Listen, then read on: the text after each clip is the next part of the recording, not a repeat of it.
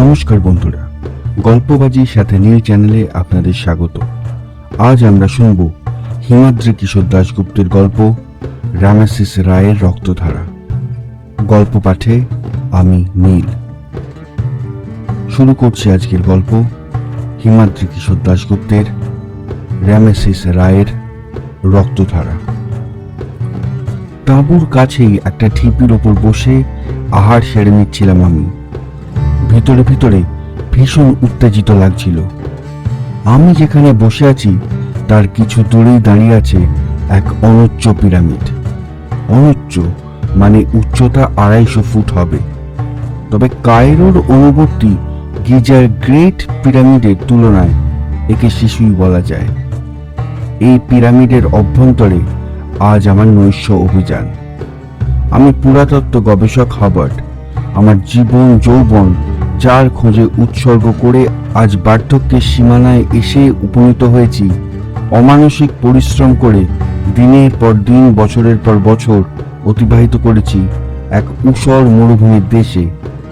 তা আজ আমার প্রায় করতলগত।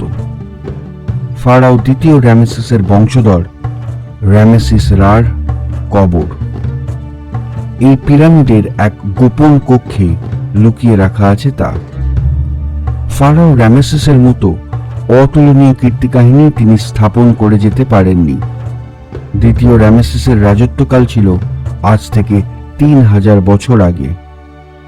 মিশরের ইতিহাসে সব থেকে গৌরবোজ্জ্বল অধ্যায় তার রাজত্বকাল। আবু সিম্বলের গ্রেট টেম্পল সহ বহু পুরাকীর্তির জনক তিনি।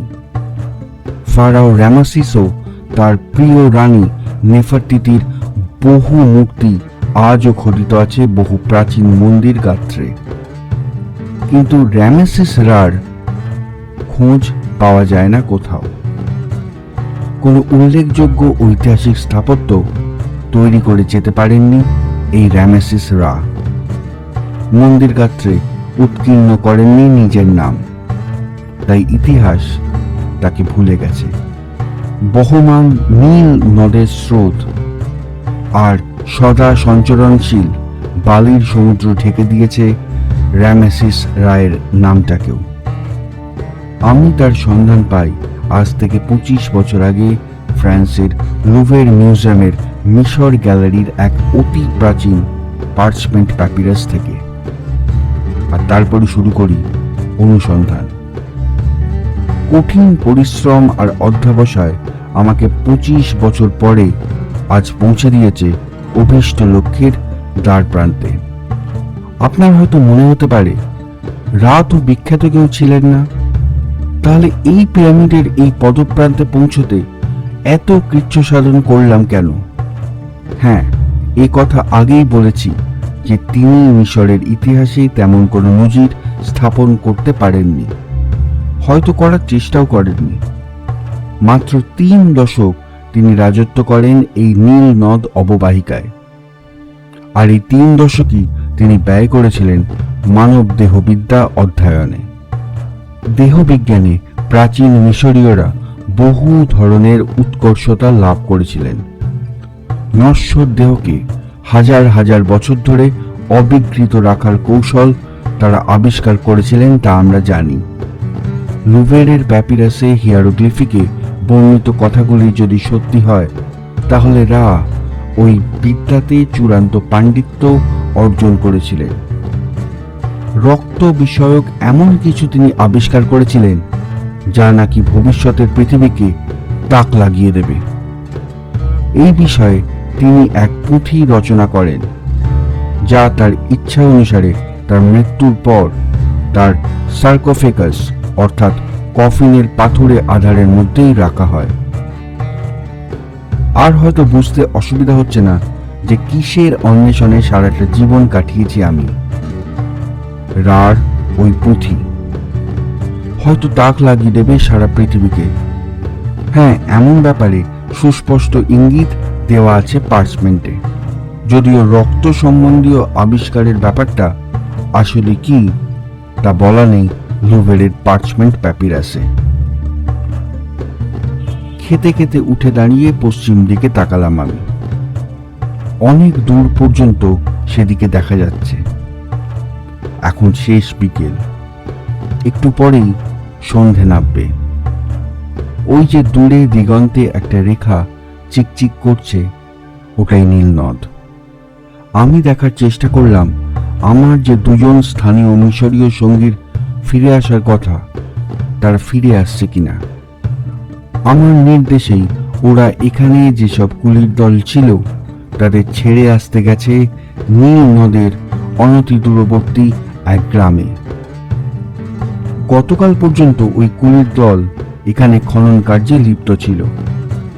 ওদের আমি সরিয়ে দিলাম, কারণ সমাধিকক্ষের গোপনীয়তা বজায় রাখতে চাই আমি। যে দুজন ফিরে আসবে তারাও সঙ্গে না থাকলেই ভালো ছিল, কিন্তু আরো কয়েকটা পাথরের দেওয়াল ভাঙতে হবে। অত প্রাচীন পাথরের সমাধারটাও খুলতে হবে, যা আমার পক্ষে একা করা সম্ভব নয়, তাই ওদের রাখতে হয়েছে। তবে আমার গোপনীয়তার কারণ এই নয় যে আমি অবৈধভাবে পিরামিডে প্রবেশ করেছি বা কবর চোরেদের মতো কবরের সোনাদানা লুণ্ঠন করতে চাই। সরকারি অনুমতিপত্র আমার আছে। তাছাড়া সরকার এই টেম্পলকে পরিত্যক্ত ঘোষণা করেছে, অর্থাৎ ইতিপূর্বে সরকারিভাবে অনুসন্ধান চালিয়ে কোনো কবরের সন্ধান পাওয়া যায়নি। আমার ভয়ের কারণ হলো স্থানীয় খননকারীদের মধ্যে অনেকে বড় বড় প্রত্ন অভিযাত্রী দলের হয়ে এজেন্টের কাজ করে। ছোট ছোট অভিযাত্রীদের সঙ্গে ঘোরে তারা। তারপর দৈবাৎ তেমন কিছু বড় ধরনের আবিষ্কার হলে তারা সঙ্গে সঙ্গে বড় দলের কাছে সে খবর পৌঁছে দেয়। অর্থবল লোকবলে বলিয়ান বড় অভিযাত্রীরা এখানে এসে কোনো হতভাগ্যের সারা জীবনের কৃতিত্ব ও পরিশ্রম আত্মসাৎ করে। এই ঘটনা বহু ঘটে। আমি একা, বলতে গেলে প্রায় নিঃস্ব এই মুহূর্তে। আমি চাই না ওরকম কোনো বড় দল এসে ছিনিয়ে নিক আমার পরিশ্রমের ফল। তাই আমার এই গোপনীয়তা। কিছুক্ষণ তাকিয়ে থাকার পর আমি আমার নৈশ অভিযানের সঙ্গীদের উটের পিঠে চেপে ফিরে আসতে দেখলাম। আশ্বস্ত হলাম আমি। এরপর আমি ফিরে তাকালাম পিরামিডের দিকে। অস্তাচলগামী সূর্যের লাল আভা ছড়িয়ে পড়েছে পিরামিডের শীর্ষে। অপূর্ব লাগছে। ভাবলাম একটা ছবি তুলে রাখি। ঢিপি থেকে নেবে তাঁবুর দিকে ক্যামেরা আনবার জন্য এগোচ্ছি। ঠিক সেই সময় দেখতে পেলাম একটা লোককে সমাধি মন্দিরের কয়েক হাত তফাতে দাঁড়িয়ে চেয়ে আছে অস্তাচলগামী সূর্যের দিকে। ঈষৎ ঝুঁকে প্রার্থনার ভঙ্গিতে যেন সে দাঁড়িয়ে। এখানে লোক এলো কোথা থেকে? আমি একটু অবাক হয়ে দাঁড়িয়ে চেয়ে রইলাম তার দিকে। একটু পর যেন আমার অস্তিত্ব সম্বন্ধে সচেতন হলো লোকটা। মুখ তুলে দেখলো আমাকে। তারপর ধীর পায়ে সামনে ছোট বালিয়াড়িটা অতিক্রম করে আমার সামনে এসে দাঁড়ালো। তার পরনের শত চিহ্ন স্থানীয় পোশাক দেখে আমার তাকে ভিখারি গোত্রের লোকই মনে হলো। খাদ্যের লোভে এরা যেখানে খনন কার্য চলে সেখানে তাঁবুর আশেপাশে ঘুরঘুর করে। এই জাতীয় লোক আমি দেখেছি। সামনে এসে দাঁড়াবার পর আমার মুখের দিকে একবার তাকিয়ে তার দৃষ্টি নিবদ্ধ হলো আমার হাতে তখনও ধরা এক খণ্ড রুটির ওপর। তাতে তার ওপর আমার প্রাথমিক ধারণা বদ্ধমূল হলো। কয়েক মুহূর্ত দেখার পর আমি তাকে বললাম, এই রুটি তুমি খাবে? লোকটা আমার কথা শুনে মুহূর্তখানে চুপ করে থেকে প্রশ্ন করল, ও রুটি তুমি এটা করেছো? লোকটার প্রখর আত্মমর্যাদা দেখে আমি অবাক হয়ে গেলাম। মৃদু হেসে বললাম, না, এটুকুও আমি এটা করিনি, তুমি নাও। এই বলে রুটিটা তার দিকে বাড়িয়ে দিলাম। লোকটা কিন্তু হাত বাড়ালো না। একটু ইতস্তত করে সে বলল, রুটির জন্য কি করে দিতে হবে? আমি বললাম, কিচ্ছু করতে হবে না, এমনি দিচ্ছি, আরও দিতে পারি, তাঁবুতে আছে। আমার কথা শুনে লোকটা ঘাড় নেড়ে বলল, না, আমি দান গ্রহণ করি না। চমকে উঠে আমি ভালো করে তাকালাম তার দিকে। লোকটার সুগোল চিবুক, চওড়া কপাল, গায়ের রং, কাঁধের কৌণিক গড়ন, সংকীর্ণ নিতম্ব দেখে আমার অভিজ্ঞ চোখ মুহূর্তের মধ্যে আমাকে জানিয়ে দিল খাঁটি মিশরীয় রক্ত প্রবাহিত হচ্ছে ওর ধমনীতে। চোখ দুটো কেমন গভীর আর উজ্জ্বল। তার ওই প্রশস্ত কপালের আড়ালে যেন লুকিয়ে আছে প্রচণ্ড ধী শক্তি। এমন লোক সচরাচর দেখা যায় না। আমি তাকিয়ে রইলাম তার দিকে, আর সেও আমার দিকে। কিছুক্ষণ পর উটের পায়ের শব্দ আর কথাবার্তার শব্দে সম্বিত ফিরল আমার সঙ্গীরা এসে পড়েছে। পিরামিডে ঢোকার আগে কিছু প্রস্তুতি বাকি আছে। এই লোকটাকে এবার সরাতে হবে। আমি লোকটার হাতটা টেনে রুটিটা ধরিয়ে দিয়ে বললাম, যাও এবার। লোকটা কিন্তু গেল না, রুটি হাতে দাঁড়িয়ে রইল। এবার আমার একটা অস্বস্তি শুরু হলো। ও দাঁড়িয়ে আছে কেন? ঠিক এই সময় আমার উটওয়ালা স্থানীয় লোক দুজন আমার সামনে এসে দাঁড়ালো, আর ওই লোকটাকে দেখে চিৎকার করে বলে উঠল, ভাগ ভিখারি, ভাগ ভাগ এখান থেকে। ভিখারি কথাটা কানে যেতেই লোকটার চোখ দুটো যেন তপ করে জ্বলে উঠল। আমার সেই সঙ্গীর প্রতি প্রচন্ড ঘৃণায় চিৎকার করে সে বলল, আমি ভিখারি নই, ভিখারি তোমরা, যারা অর্থের লোভে সমাধি মন্দিরের পবিত্রতা নষ্ট করো, মৃতদেহের প্রতি অসম্মান করো। ভিখারি তোমরা। যে লোকটা তাকে চলে যেতে বলেছিল সে এবার হঠাৎ তার জ্ঞান গর্ব কথা শুনে উট চালানো কাঁটাওয়ালা লাঠিটা ছুঁড়ে মারল ছিন্ন পোশাক পরা মিশরীয়কে লক্ষ্য করে। ঘটনাটা ঘটল আমি বাধা দেওয়ার আগেই। সেটা গিয়ে লাগলো লোকটার কনুইতে। কাঁটার খোঁচার সঙ্গে সঙ্গে রক্তপাত শুরু হলো। লোকটা হাত দিল কনুইতে, তারপর হাতের তালুতে রক্ত নিয়ে মেলে ধরল চোখের সামনে। রক্ত দেখে মুহূর্তের জন্য কেমন যেন একটা অদ্ভুত হাসি ফুটে উঠল তার চোখের কোণে। এরপর সেই অদ্ভুত লোকটা আর দাঁড়ালো না। আমার দিকে একবার তাকিয়ে ধীরে ধীরে অদৃশ্য হয়ে গেল পিরামিডের আড়ালে। লোকটা চলে যাওয়ার পর যে লোকটা লাঠি ছুঁড়েছিল তাকে আমি তিরস্কার করলাম তার এই ব্যবহারের জন্য। তারপর আমি তাদের নিয়ে তাঁবুর দিকে এগোলাম আসন্ন নৈশ অভিযানের প্রস্তুতি সম্পন্ন করতে। অভিযানের উত্তেজনায় কিছুক্ষণের মধ্যেই আমি ভুলে গেলাম ওই লোকটার কথা। সূর্য ডুবে গেল। তারপর যখন চাঁদ উঠল তখন গোছগাছ করে তাঁবুর বাইরে এসে দাঁড়ালাম আমরা। চন্দ্রলোকে উদ্ভাসিত সারা উপত্যকা, তার মধ্যে আমাদের কিছু দূরে দাঁড়িয়ে আছে পিরামিড। সেখানে ঘুমিয়ে আছে ফারাও রামেসিস রা। 2500 বছর পর আমি প্রথম মানুষ যে প্রবেশ করব ঘুমন্ত রাজার কক্ষে। সঙ্গী দুজনকে নিয়ে আমি এগোলাম পিরামিডের দিকে। খানিকক্ষণের মধ্যেই পিরামিডের অন্ধকার গর্ভে প্রবেশ করলাম আমরা। ভিতরে ঢোকার পরই মশাল জ্বালিয়ে নিল সঙ্গী দুজন, আমার হাতে ইলেকট্রিক টর্চ। আপনি নিশ্চয় ভাবছেন আমরা নিচের দিকে নামব, কারণ পিরামিডের যে অংশ পৃথিবীর দিকে দৃশ্যমান তা নিরেট হয়, আর ভূগর্ভস্থ কক্ষে থাকে সমাধি। এই পিরামিডেও ভূগর্ভস্থ কক্ষ আছে বটে, তবে তা লোককে ফাঁকি দেওয়ার জন্য।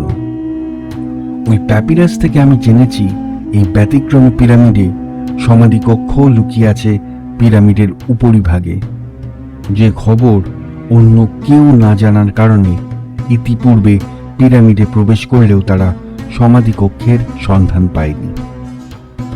সাধারণ নিয়ম অনুসরণ করে তারা অনুসন্ধান করেছিল ভূগর্ভে। নইলে কবে প্রত্নবিদ বা চোরের দল পৌঁছে যেত সমাধি কক্ষে। পিরামিডের ভিতরে ঢুকে কাজ শুরু করলাম।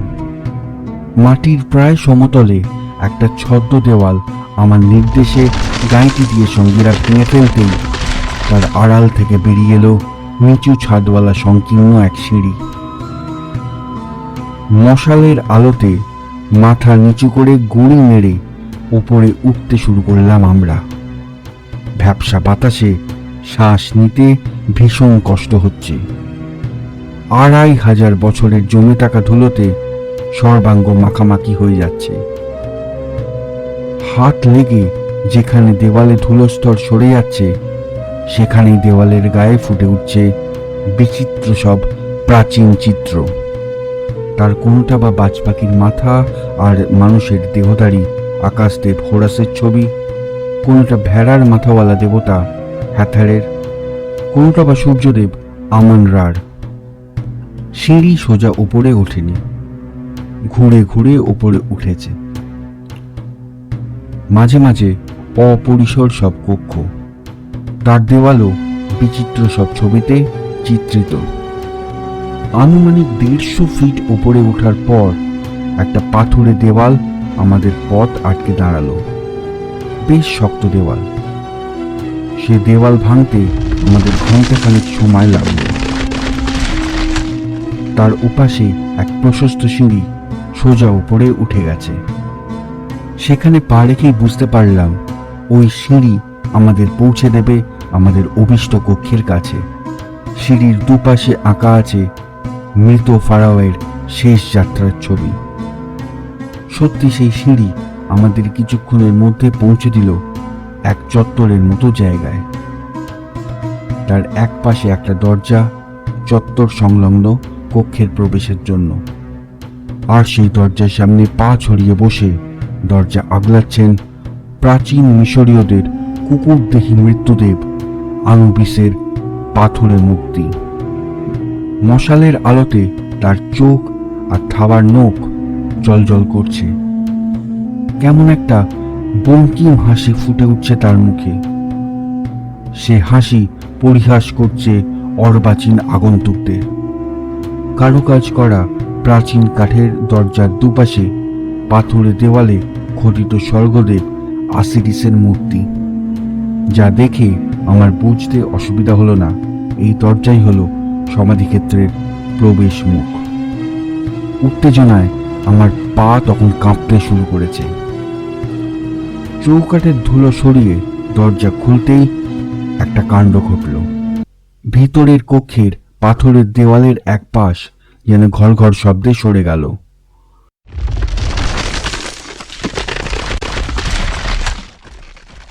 আর সেখান দিয়ে একরাশ চাঁদের আলো এসে প্লাবিত করল সমাধি কক্ষ। আমরা পা রাখলাম ঘরের ভিতর। ঘরের ঠিক মাঝখানে একটা বেদি মতো জায়গাতে রাখা আছে পাথরের তৈরি সবাধার, ফারাও র্যামেসিস রার সার্কোফেগাস। দেওয়ালের গায়ে নানা কুলুঙ্গিতে মমির অন্তর্যন্ত্র রাখার ফুলদানি আকৃতির সোনার পাত্র, ফারাওয়ের ব্যবহৃত বহুমূল্য সব জিনিস। চাঁদের আলোতে ঝলমল করছে সেসব। প্রাথমিক বিস্ময়ের ঘোর কাটতে বেশ কিছুক্ষণ সময় লাগলো সবার। তারপরই আমি সঙ্গীদের নির্দেশ দিলাম সার্কোফেগাসটা খুলে ফেলার জন্য।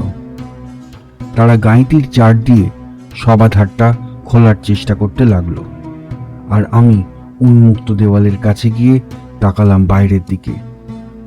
চাঁদের আলোতে বাইরে বহুদূর পর্যন্ত দেখা যাচ্ছে।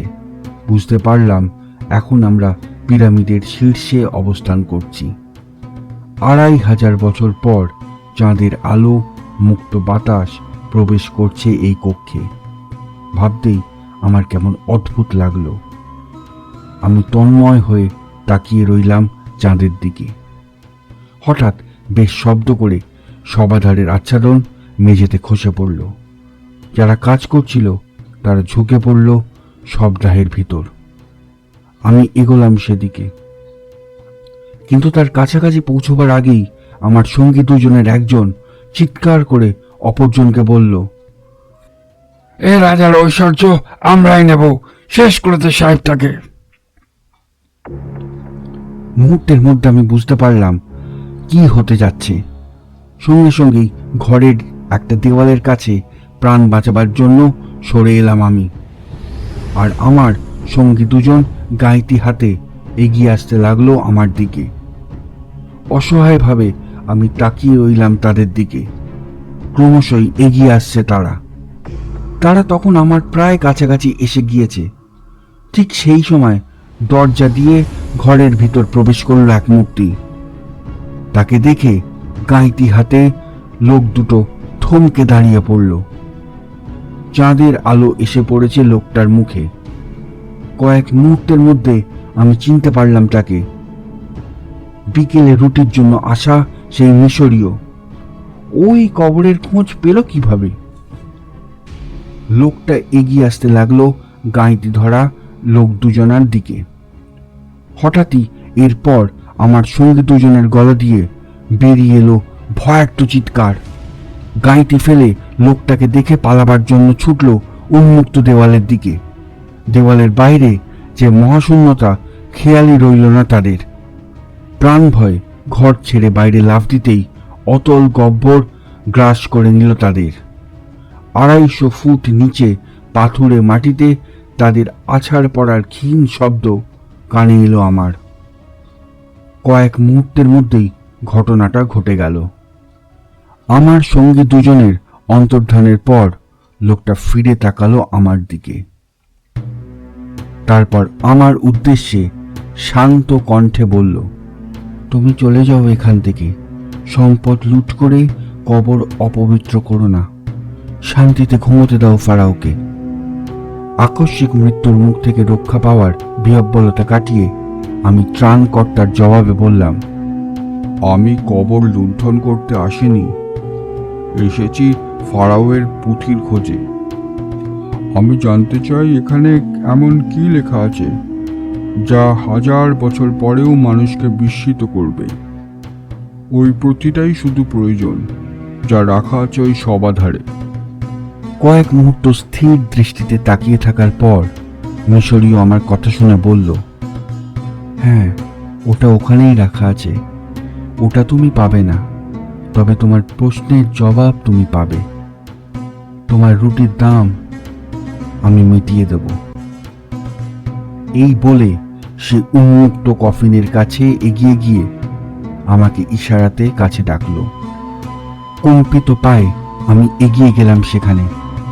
তারপর লোকটার আঙুলের নির্দেশে উঁকি দিলাম সার্কোফেগাসের ভিতর। স্বর্ণভূষণে সজ্জিত ফারাও রামেসিস রা শুয়ে আছেন দারু কাঠের কফিনে। তার বুকের ওপর রাখা আছে অমূল্য সেই পুঁথি। ফারাও তার হাত দুটো দিয়ে পুঁথিটা চেপে ধরে আছেন। আর এরপরই ফারাওয়ের মুখ বসানো সোনার মুখোশ দেখে আমি চমকে উঠলাম। আমি জানি ওই মুখোশ জীবিত ফারাওয়ের মুখের হুবহু প্রতিলিপি হয়, আর ওই মুখের আর এক মালিক জীবন্ত দাঁড়িয়ে আছে আমার সামনে, হুবহু এক মানুষ। আমার সঙ্গীরা কেন বাইরে ঝাঁপ দিল তা বুঝতে পারলাম আমি। চমকে উঠে সামনে দাঁড়িয়ে থাকা মূর্তিকে বললাম, তুমি কে? মিশরীয় জবাব দিল, ভয় পেও না, আমি মানুষ, রামেসিস রার বংশধর। আমি বিস্মিত হয়ে তাকিয়ে রইলাম তার দিকে। লোকটা এবার আমাকে বলল, পুঁথিতে কি লেখা আছে তা নিশ্চয় এখন অনুমান করতে পারছো তুমি। এবার তাহলে কক্ষ ত্যাগ করো। আমি তার কথা শুনে অবাক হয়ে বলতে যাচ্ছিলাম, পুঁথিপাঠ না করে আমি কি করে বুঝলাম ওতে কি লেখা আছে? কিন্তু তার আগেই আমার চিন্তা শক্তি ঝিলিক দিয়ে উঠল। হ্যাঁ, আমি বুঝতে পারলাম ওতে কি লেখা আছে। লেখা আছে রক্তের বিশুদ্ধতা রক্ষা করার এমন এক কৌশল, যাতে 1000 বছর পরও বংশধরদের মধ্যে ফুটিয়ে তোলা যায় নিজের প্রতিলিপি, হুবহু একরকম, যার প্রমাণ আমার সামনে বিদ্যমান। আমি আর কথা বললাম না।